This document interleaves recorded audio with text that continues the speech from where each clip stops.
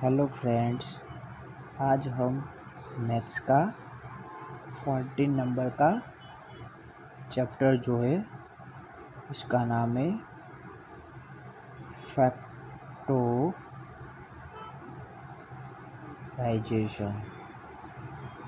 Okay, ये हम आज पढ़ने वाले हैं। तो इसमें क्या है, एक फैक्टर। तो हमारे पास कोई भी एक नेचुरल नंबर है। नेचुरल नंबर किसको कहते? 1 2 3 4 डैश डैश डैश n, यानी कोई भी जो नंबर होता है उसको हम नेचुरल नंबर कहते हैं। तो मैं आपको फैक्टर, किसी भी नेचुरल नंबर का फैक्टर कैसे निकलता है मैं आपको समझाऊंगा। तो हमारे पास कोई नेचुरल नंबर है 12।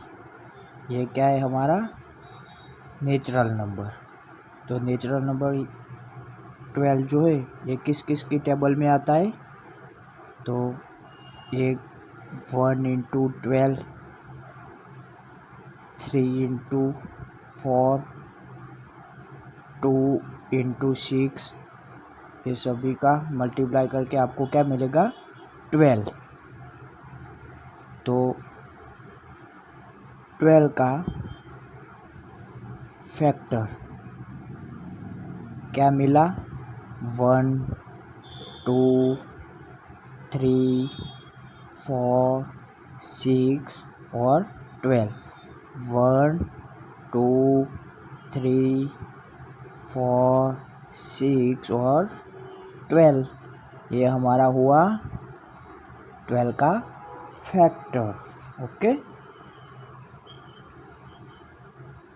अभी ये नेचुरल नंबर का फाइंड किया हमने। अब हम फाइंड करेंगे अलजेब्रिक एक्सप्रेशन। ओके, अलजेब्रिक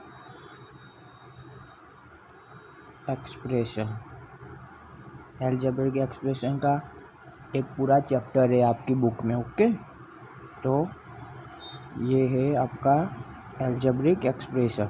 ये 5xy का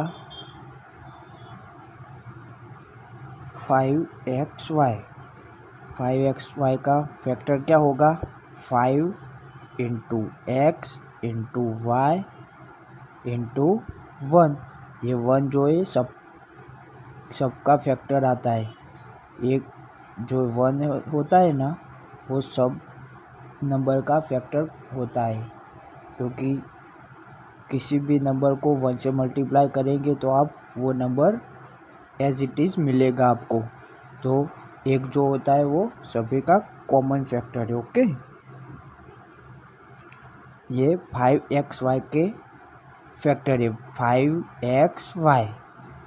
तो 15xy, इसका फैक्टर क्या मिलेगा?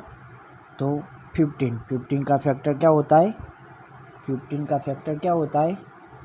3 इंटू 5।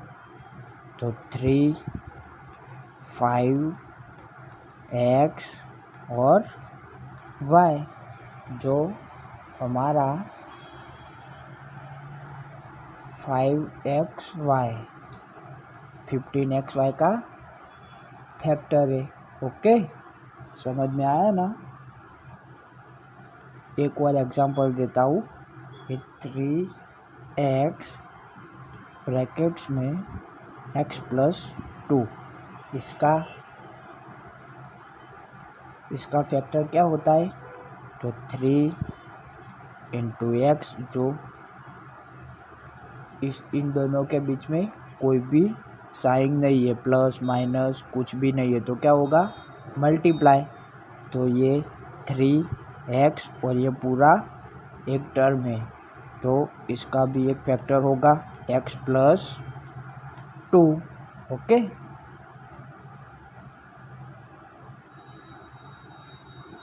आगे आपकी बुक में 4 मेथड है, ओके, 4 मेथड। किसके लिए? फैक्टराइजेशन के लिए। आपकी बुक में 4 मेथड है, ओके। फैक्टराइजेशन के लिए आपकी बुक में 4 मेथड है। 1 बाय 1 मैं आपको समझाऊंगा। तो पहली मेथड क्या है? पहली मेथड है कॉमन फैक्टर। कॉमन फैक्टर, तो नाम से ही आपको पता चल गया होगा कि कॉमन फैक्टर में क्या होगा। कॉमन मीन्स जो सभी के अंदर आएगा उसको क्या बोलेंगे हम? Common, okay. तो सभी के अंदर आएगा उसको क्या बोलेंगे हम? कॉमन। तो एक एग्जांपल है 5xy प्लस 10x। इस एक्सप्रेशन में कितने टर्म है? तो 1 और 2। तो इसका फैक्टर क्या होगा? तो पहले 5, सेकंड में x और y, और इस टर्म का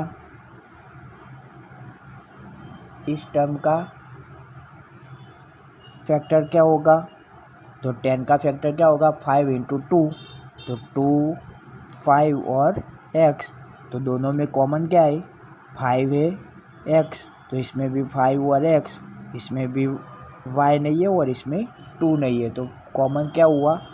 5x। उसमें भी 5x, तो 5x क्या होगा? कॉमन निकलेगा। तो 5x कॉमन निकलेगा, तो इसमें क्या बाकी रहा? y, और बीच में प्लस है तो इसके भी बीच में क्या आएगा? प्लस की साइन आएगी। और यहाँ पे क्या बाकी है? 2, तो ये हुआ 2। तो ये हुआ आपका आंसर। आपने फैक्टर निकाल के अपने आंसर मिल गया कॉमन निकाल के, ओके। कॉमन फैक्टर का मीन्स क्या होता है? जो दोनों में जो कॉमन है उसको बाहर लिख, और जो बाकी रहता है उसको ब्रैकेट्स में, ओके।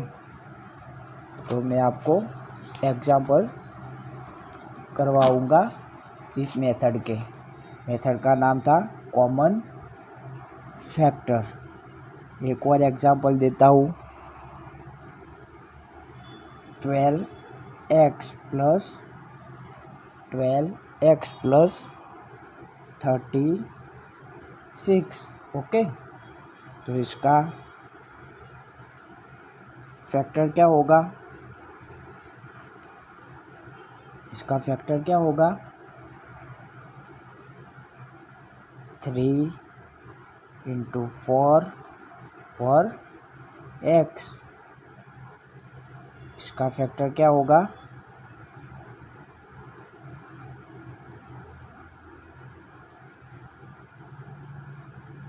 इसका फैक्टर क्या होगा? 6 इंटू 6, ओके। 6 इंटू 6 होगा कि नहीं? 6 इंटू 6 कितना होगा? 36। अभी इसमें से भी कॉमन निकलेगा। 3 का कॉमन 6 का फैक्टर क्या होगा? 3 इंटू 2। इसका भी कॉमन फैक्टर क्या होगा? 3 इंटू 2। तो 3 इंटू 2 कितना होगा? 6, और इस 6 का 3 इंटू 2, तो कॉमन मिलेगा। ये 12x है, ओके। 12x का फैक्टर क्या आया? 3 इंटू 4 इंटू x। अभी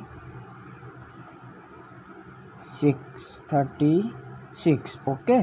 तो 36 का फैक्टर क्या मिला हमें?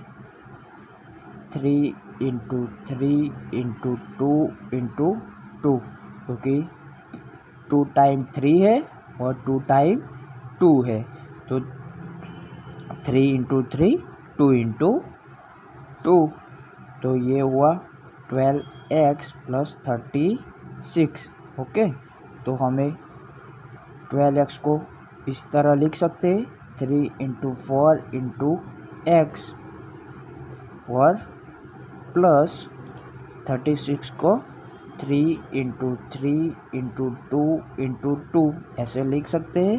ओके, तो इन दोनों में कॉमन क्या है, तो एक 3 और एक 3, तो 3 कॉमन लिख दिया। इसमें क्या है 4, तो 4 2 इंटू 2 कितना होगा 4, तो 4 को भी बाहर लिख दिया हमने। अभी इसमें क्या बाकी है, तो x प्लस 3, तो 3, अभी 3 इंटू 4 कितना होगा 12, और x प्लस 3, तो ये हुआ हमारा आंसर। ओके, अभी नेक्स्ट एग्जाम्पल क्या है, 22y माइनस 33z, तो 22y इसका फैक्टर क्या होगा, 22y का फैक्टर 2 इंटू 11 इंटू वाई, तो 11 इंटू 2 कितना होगा 22, और ये हुआ y। अभी 33z का हम फाइंड करेंगे फैक्टर, तो 3 इंटू 11 इंटू वाई, तो हमारा जो एक्सप्रेशन था 22y माइनस 33z, तो हम इस तरह लिख सकते हैं 2 into 11 into Y, minus 33z को हम इस तरह लिख सकते हैं 3 into 11 minus 11 into z। Okay, तो दोनों में क्या कॉमन निकलेगा 11, तो इसमें क्या बाकी रहा 2y माइनस 3z, तो ये हुआ हमारा आंसर। ओके, समझ में आया ना। नेक्स्ट एग्जाम्पल है आपका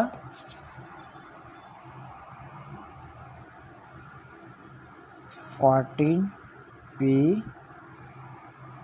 Q plus 35p q r.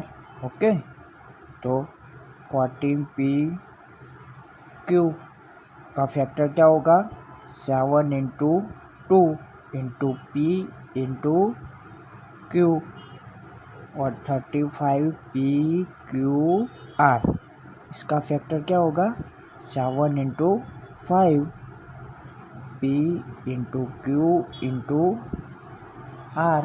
Okay, अभी दोनों में कॉमन निकलेगा, तो हमारा जो एक्सप्रेशन था P Q plus 35p q are.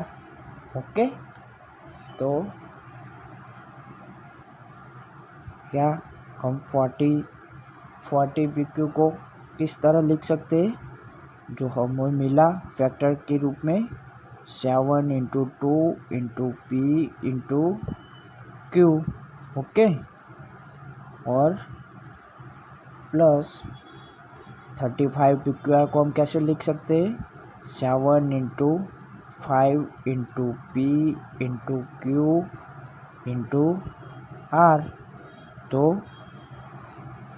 दोनों में कॉमन क्या है 7 है, p है, q है, तो ये सब जो कॉमन है वो हम क्या कहाँ पे लिख सकते हैं बाहर, तो 7p q, तो इसमें क्या बाकी रहा 2।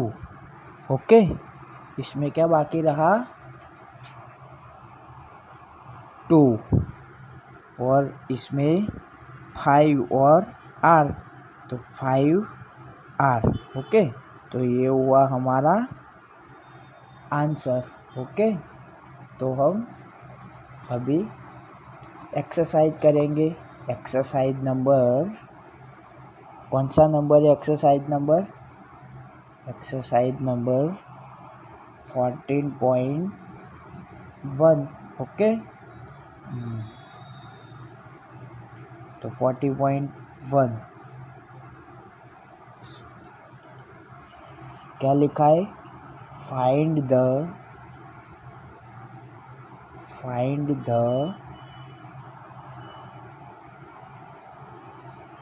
Common factors of the given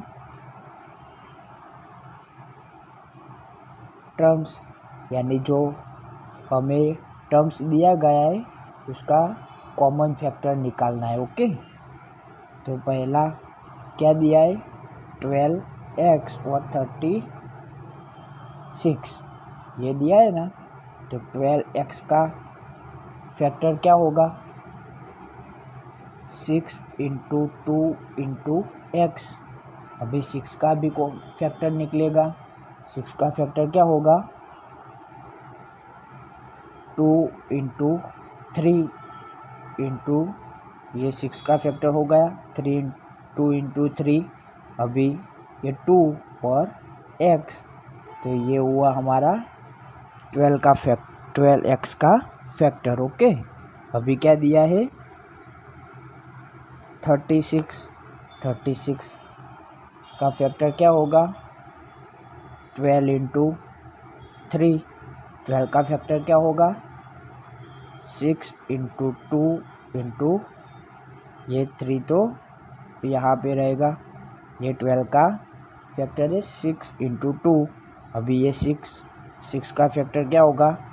2 into 3, और ये 2 इंटू 3 तो एज इट इज़ रहेगा।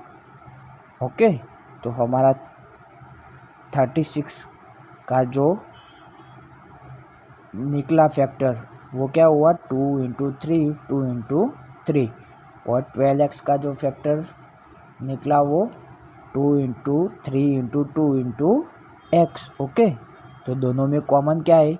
तो 2, 2, 3, 3, 2, 2, तो दोनों में कॉमन क्या निकला? 2 into 2 into 3 is equal to 12, जो हमारा है आंसर। ओके, समझ में आया ना? अभी सेकंड नंबर में क्या दिया है? 2y और 22xy, तो 2y का फैक्टर क्या होगा? 2 इंटू y, यही होगा ना फैक्टर तो। और 22xy, इसका फैक्टर क्या होगा? 2 into 11 into x into y. Okay, तो दोनों में कॉमन क्या है? तो 2 है, तो लिख दिया 2, दोनों में y है तो लिख दिया y, तो ये हुआ हमारा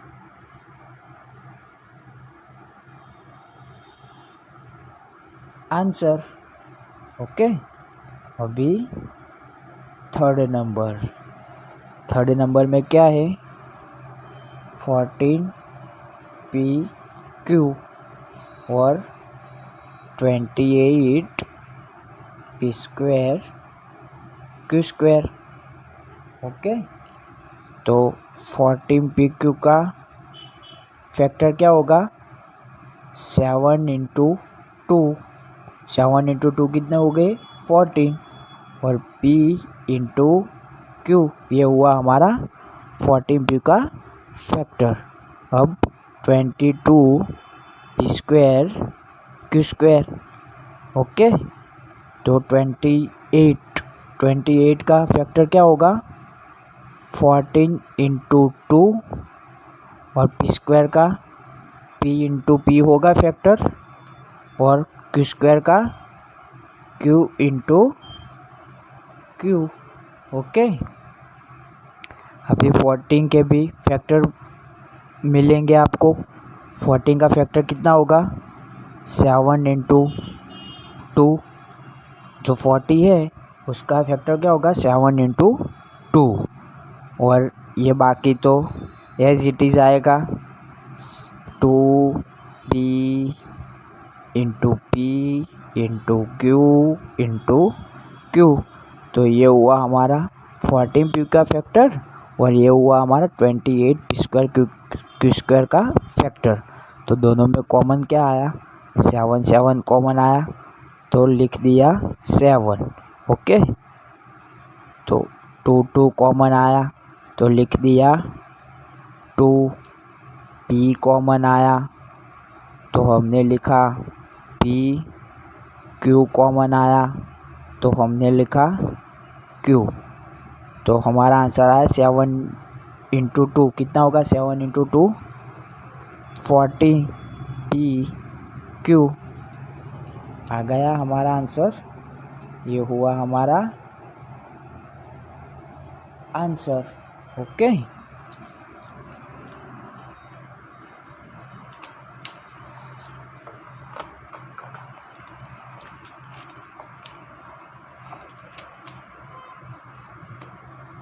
नेक्स्ट है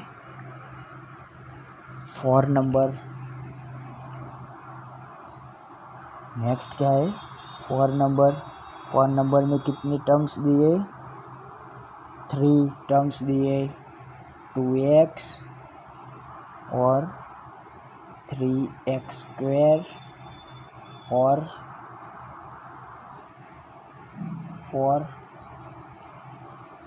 3x² और 4 दिया है कि नहीं?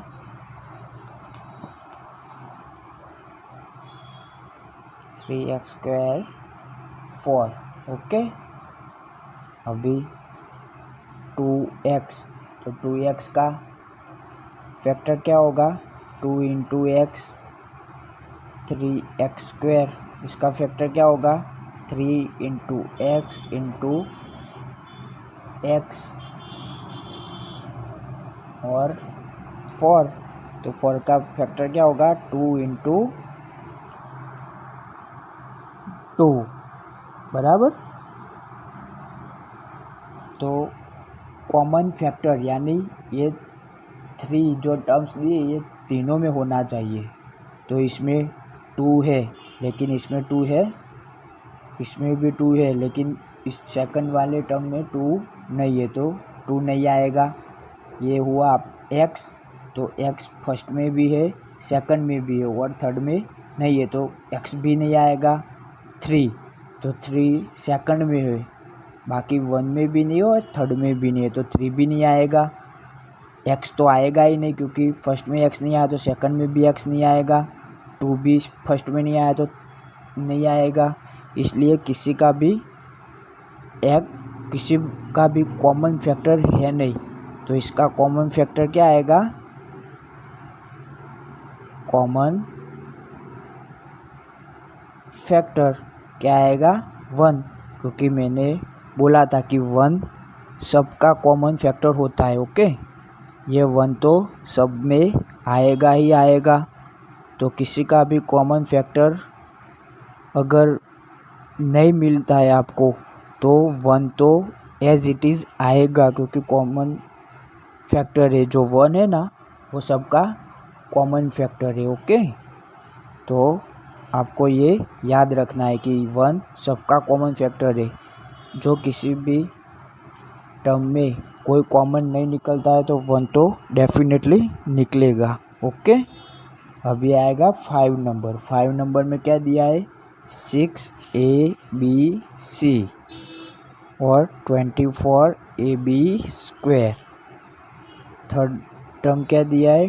2a²b। ओके। तो 6abc का फैक्टर क्या होगा? 6 का फैक्टर क्या होगा? 3 into 2 into a into b into c। ये फैक्टर है ना, ये आपको टेबल में से मिल जाएगा कि 6 किसकी टेबल में आता है। ओके। तो 3 की टेबल में आता है। 3 इंटू 2 कितना होगा? 6 होगा कि नहीं? तो आपको इसी तरह टेबल में से फैक्टर मिल जाएगा। अभी सेकंड टर्म है AB², तो 24 का क्या होगा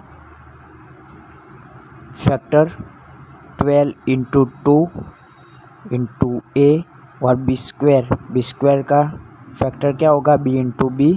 अभी 12 का भी फैक्टर मिलेगा आपको 6 into 2 into 2 into A into B into B, ये हुआ 12 का 6 इंटू 2। अभी 6 का भी फैक्टर मिलेगा। कॉमन फैक्टर क्या होता है, जो आपको सब में मिलेगा उसको क्या बोलेंगे आप, कॉमन फैक्टर। अभी 6 का भी फैक्टर मिलेगा आपको 3 इंटू 2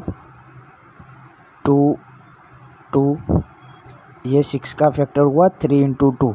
बाकी ये जो सारा है पूरा 2 into 2 into A into B into C, ये तो एज इट इज़ आपको लिखना ही पड़ेगा। ओके, तो 2 इंटू 2 मैंने लिख दिया और A into B into B, तो ये हुआ हमारा 24 AB² का फैक्टर। ओके, अभी 12² B का फैक्टर हम फाइंड करेंगे 12² B। ओके, तो 12² B क्या होगा, बोलो 12² B का फैक्टर क्या होगा, तो 12 का फैक्टर होगा 6 इंटू 2 और स्क्वायर का फैक्टर क्या होगा A इंटू B। ओके, तो 6 का अभी भी फैक्टर मिलेगा आपको 3 into 2 into 2 into A into B, तो ये हुआ हमारा 12² B का फैक्टर। ओके, तो हमारे पास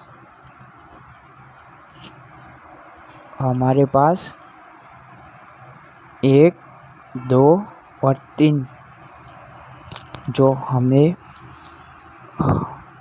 फैक्टर फाइंड किया। ओके, तो ये तीनों में देखना पड़ेगा कि कॉमन क्या निकलता है। तो इसमें भी 3 है, इसमें भी 3 है और इसमें भी 3 है, तो 3 कॉमन निकलेगा। इसमें भी 2 है, इसमें भी 2 है, इसमें भी 2 है, तो 2 कॉमन निकलेगा। ओके, अभी A है, इसमें A है, हाँ है, इसमें भी है, तो A भी कॉमन निकलेगा। इसमें B है, इसमें भी B है, इसमें B है, हाँ B है, तो A भी कॉमन निकलेगा। ओके, अभी इसमें C है लेकिन इसमें C नहीं है, इसमें भी C नहीं है, तो C भी कॉमन नहीं आएगा। तो हमारा आंसर हुआ 3 इंटू 2, तो क्या होगा 6 और A B, तो हमारा आंसर हुआ 6AB। ओके, इस एग्जाम्पल का आंसर क्या होगा 6AB। ओके, अभी 6 वाला जो आपको होमवर्क में करना है, 6x³ माइनस 4x², 32x, ये आपको होमवर्क में करना है। ओके, घर पे प्रैक्टिस करनी है आपको। 7 वाला भी आपको होमवर्क में करना है, 10PQ 20QR और 30RP, ये भी आपको होमवर्क में करना है। ओके, 6 और 7 ये दोनों आपको होमवर्क में करना है। अभी 8 वाला,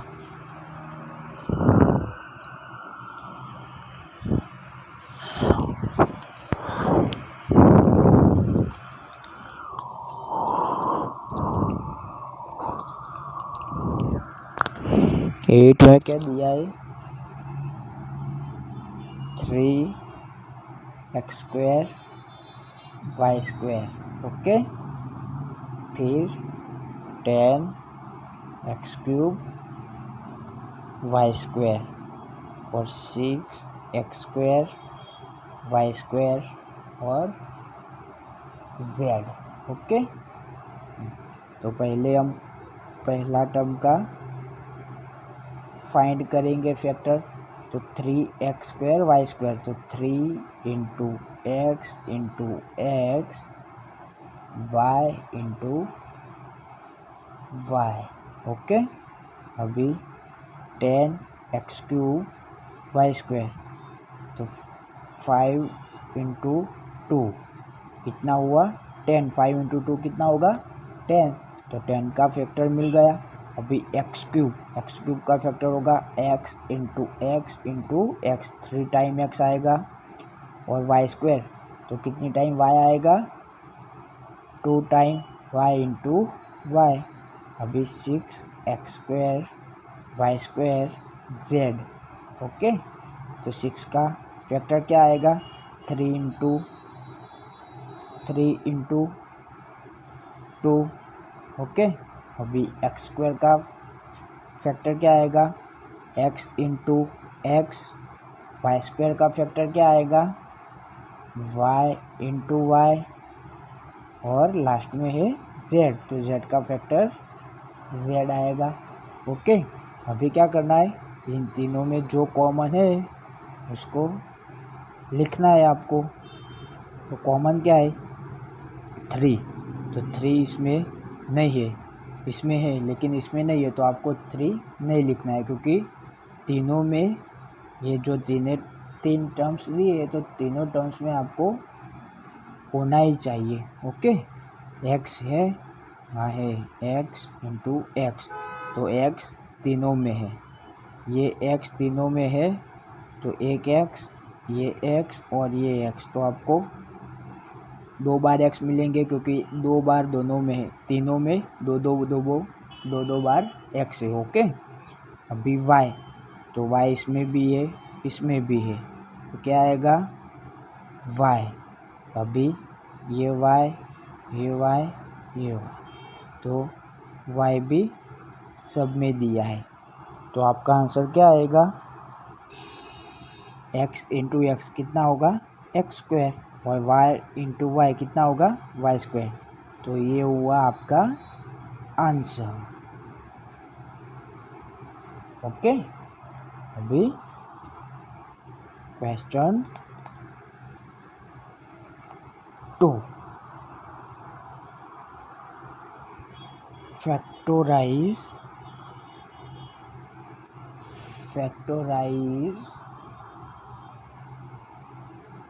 the following